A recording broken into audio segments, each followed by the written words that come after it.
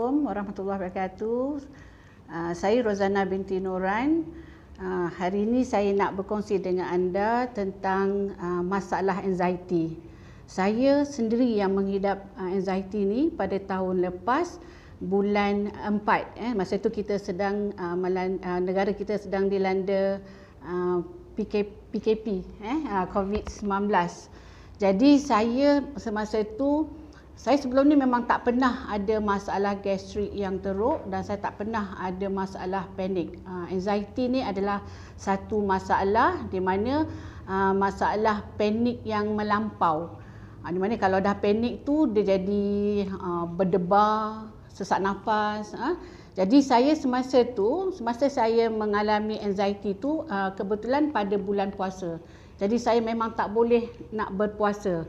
So saya nak cerita sedikit bagaimana saya mengalami anxiety ni. Sebab anxiety ni banyak dia punya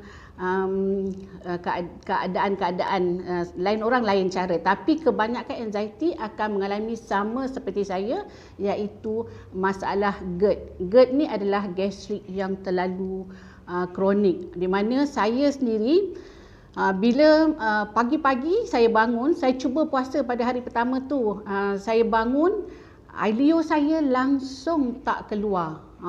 Dia punya panik tu sampai ailio tu tak ada langsung. Jadi bila ailio tak ada, nak bercakap pun tak boleh.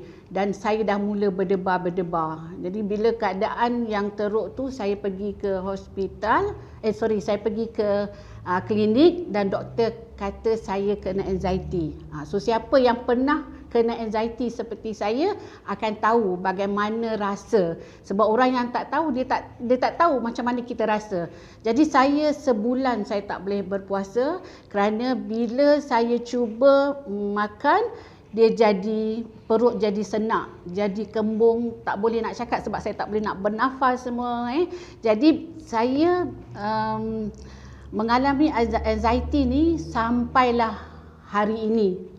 Cumanya sejak saya kenal dengan Oximac ni pada bulan 2, saya mula mengamalkan. Sebab anxiety ni bukan datang semasa bulan puasa je. Bila kita panik, bila kita stres, bila kita terkejut, kita akan dapat anxiety ni.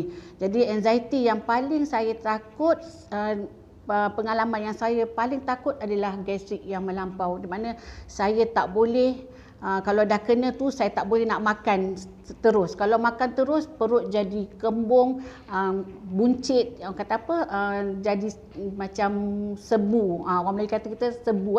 Jadi saya diperkenalkan dengan Oximac ni pada bulan 2, saya mula mengamal Oximac.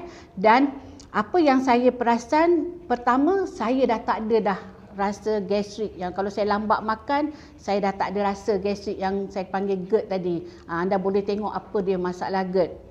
Dan saya tak ada lagi mengalami panik ataupun berdebar yang melampau. Tak ada sesak nafas, tak ada orang kata apa. Dan saya seronok sejak saya minum Oximac ni, saya tak rasa letih. Saya seorang bidan. Saya berumur 56 tahun.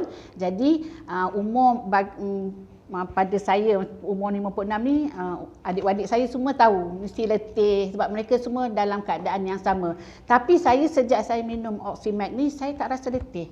Dan alhamdulillah hari ni yang saya nak share dengan anda, hari ni kita berpuasa hari yang saya rasa hari ketiga. Hari yang ketiga, alhamdulillah saya tak rasa letih, saya bersemangat, saya masih boleh mengurut orang. Pagi saya keluar mengurut 2 jam, saya urut, saya sendiri pun terkejut, saya tak rasa lapar dan saya tak ada lagi yang orang kata apa, kering ailio yang sampai saya tak tahu nak cakap macam mana perasaan tu. Dan saya mengamalkan Oximac ini 2 paket waktu berbuka puasa dan 1 paket waktu saya sahur. Apa yang saya dapat rasa, 1, gastrik saya tak ada.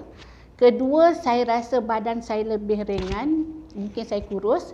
Ketiga, saya rasa tak letih dan saya rasa lebih energetik lagi, lebih bertenaga. Jadi saya syorkan pada anda di luar sana yang mana saya tahu kat luar sana ramai yang ada masalah anxiety seperti saya. Lebih-lebih lagi kalau orang yang over stress, dia akan mengalami gastrik. So saya syorkan kepada anda, amalkanlah ini, cubalah pada bulan puasa untuk anda dapat kesan yang lebih optimal.